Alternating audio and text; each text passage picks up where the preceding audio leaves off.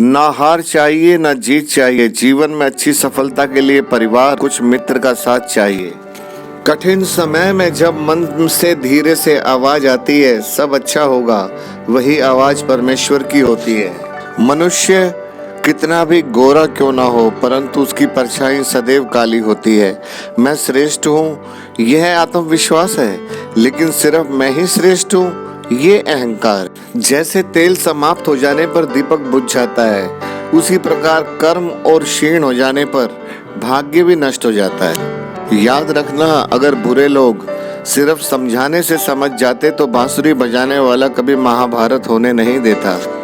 हमेशा छोटी छोटी गलतियों से बचने की कोशिश किया करो, क्योंकि इंसान पहाड़ों से नहीं पत्थरों से ठोकर खाता है। श्री कृष्ण कहते हैं, भरोसा खुद पर रखो तो ताकत बन जाती है, और दूसरे पर रखो तो कमजोरी बन जाती है। आप कब सही थे इसे कोई याद नहीं रखता, लेकिन आप कब तक गलत थे इसे सब याद रखते हैं। एक संकेत है कि आप जिंदा हैं, समस्या एक संकेत है कि आप मजबूत हैं, और प्रार्थना एक संकेत है कि आप अकेले नहीं हैं।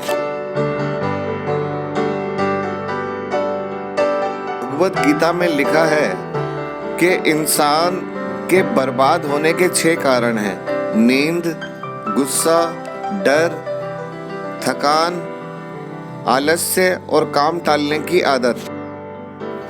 अगर कोई मनुष्य हमारे साथ बुरा कर रहा है तो उसे करने दो, ये उसका कर्म है और समय उसके कर्म का फल उसे जरूर देगा।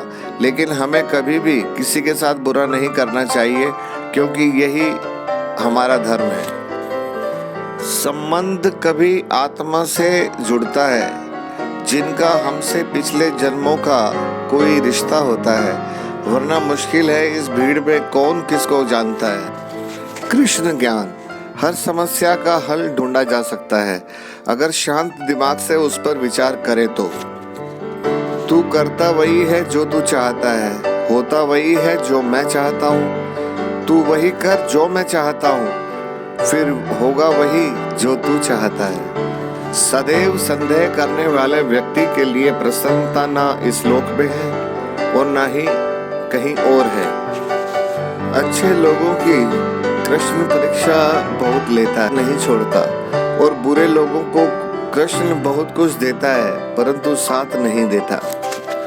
जीवन में आधे दुख तो इस वजह से आते हैं क्योंकि हमने उनसे आशाएं रखी जिनसे हमें नहीं रखनी चाहिए थी, और आधे दुख इस वजह से हमने उन लोगों पर संदेह किया जिन पर नहीं करना चाहिए था। इतिहास कहता है कि कल सुख था, विज्ञान कहता है कि कल सुख होगा, लेकिन धर्म कहता है कि अगर मन सच्चा और दिल अच्छा है तो हर रोज सुख होगा। जब आप दूसरों के लिए अच्छा चाहते हैं तो वही अच्छी चीजें आपके जीवन में वापस आती हैं। यही प्रकृति का नियम है।